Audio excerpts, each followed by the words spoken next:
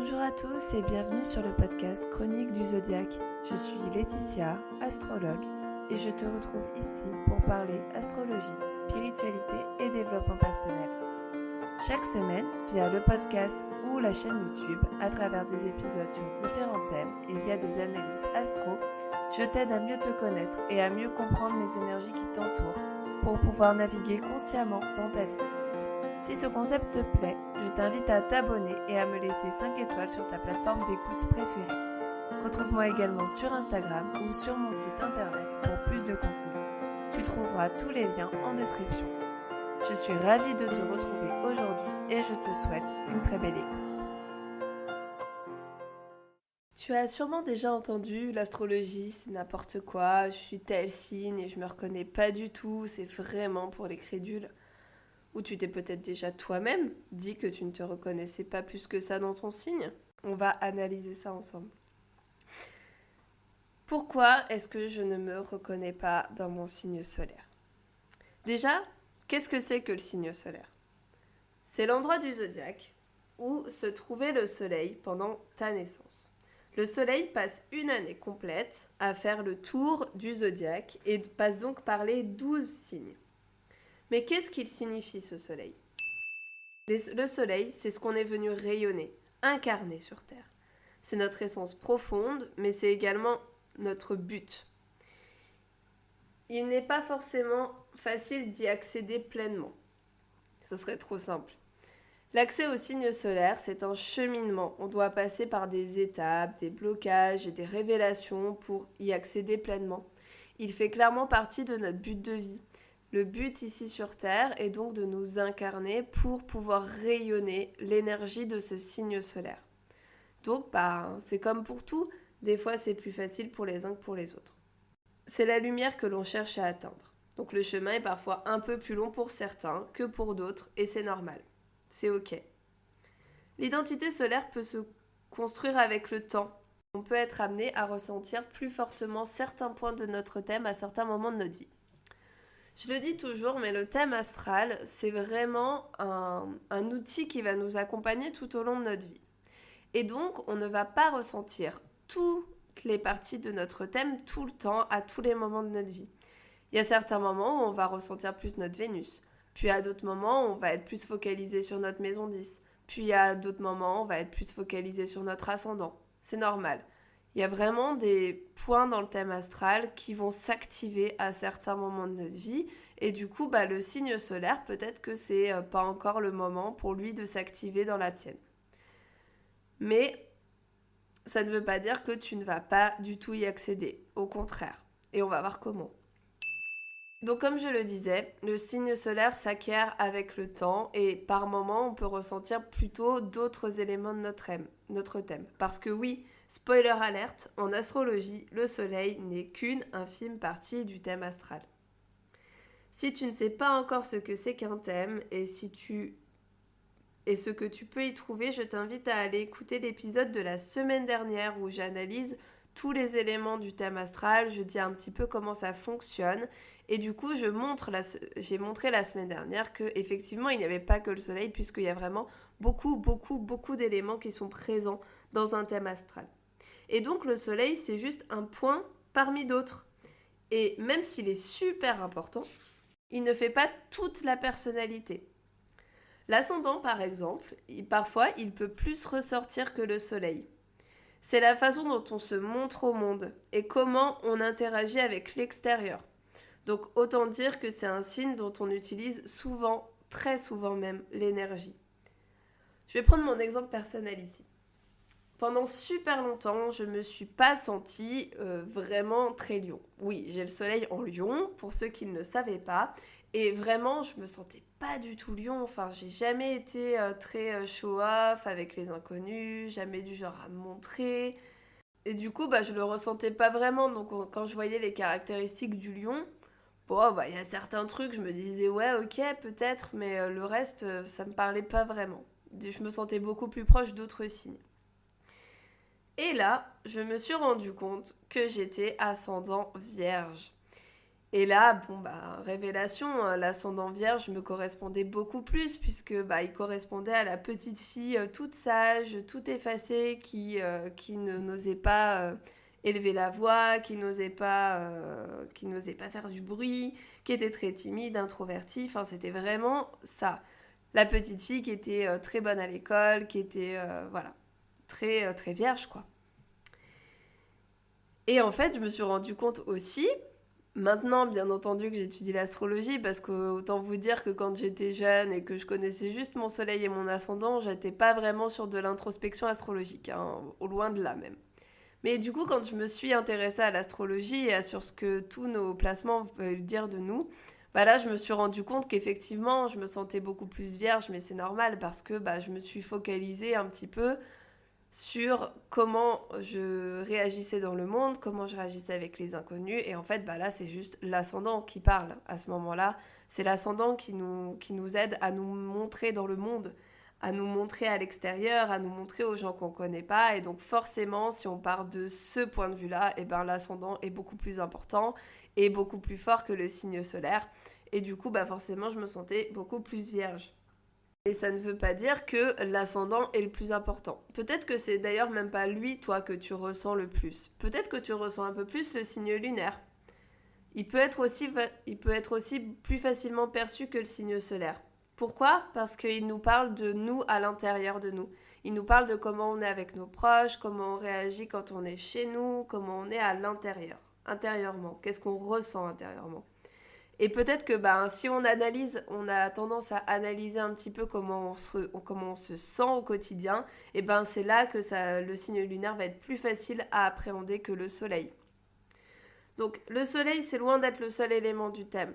Là, j'ai juste parlé de l'ascendant et de la lune, mais on sait bien qu'il y a aussi plein d'autres éléments, plein d'autres planètes. Donc c'est possible qu'ils soient beaucoup moins bien perçus.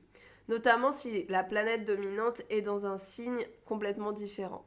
Alors je ne vais pas rentrer en détail ici et maintenant sur comment on voit qu'une planète est dominante dans son thème, mais effectivement, dans beaucoup de thèmes, alors pas tous les thèmes, attention, moi par exemple le mien, j'ai pas forcément de planète très dominante, mais dans la plupart des thèmes, il y a quand même souvent une planète qui ressort et qui va complètement dominer le reste du thème. Et donc, si cette planète dominante n'est pas du tout dans la même énergie que le soleil, et ça risque d'être plus compliqué de ressentir ce signe solaire, forcément, parce qu'on va ressentir beaucoup plus notre planète dominante.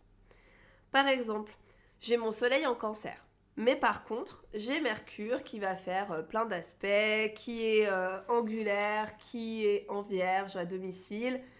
Et là, autant te dire que tu es une mercurienne et que du coup, ton soleil en cancer, on va pas le ressentir des masses. On va être beaucoup plus ici dans le mental, dans l'analyse de Mercure en vierge, plutôt que dans les émotions du soleil en cancer. Et ça, c'est tout à fait normal et tout à fait légitime, puisque forcément, ton Mercure aura beaucoup plus d'impact dans ton thème. Il va être beaucoup plus en interaction avec les autres parties de ton thème, donc forcément, il va beaucoup plus se ressentir. En plus de ça, le soleil, dans notre thème, il peut être influencé aussi par d'autres planètes. Ou alors, il peut être influencé par la maison dans laquelle il tombe. Parce que tu le sais, tu le sais si tu as écouté l'épisode de la semaine dernière, encore une fois, le thème astral est composé donc de planètes, de signes et de maisons. Et en fonction de l'endroit où tombe ton soleil dans ton thème, tu peux le ressentir plus ou moins fortement. Par exemple, si ton soleil tombe dans ta maison 12, alors la maison 12, c'est une maison qui est reliée à l'énergie du poisson, c'est une maison qui va être très floue, très nébuleuse, très dans le secret, dans ce qui est caché, dans ce qui est inconscient.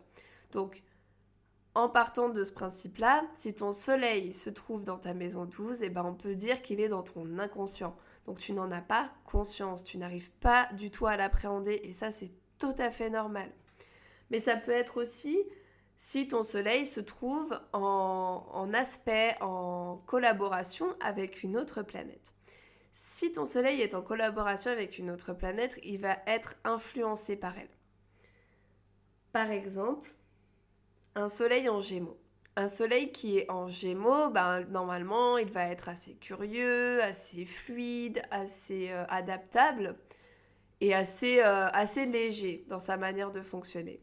Mais si ce soleil-là, il est conjoint, c'est-à-dire collé à Saturne, qui est une planète d'ordre, de maturité, d'organisation, de travail, et qui est un peu lourde comme planète, bon là autant te dire que ton soleil en Gémeaux, tu vas peut-être pas forcément trop le ressentir parce que tu as justement Saturne qui va te bloquer cette énergie-là et tu vas avoir beaucoup plus l'impression d'être un Capricorne dans l'âme avec Saturne qui est sur ton soleil plutôt que Gémeaux. Donc c'est super normal.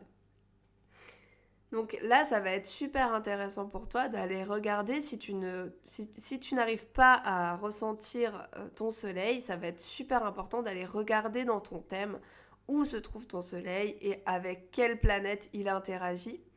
Et c'est comme ça que tu vas peut-être te rendre compte que effectivement, c'est normal que tu n'arrives pas tout de suite à appréhender l'énergie de ce soleil. Après, ça ne veut pas dire que tu ne vas jamais l'appréhender.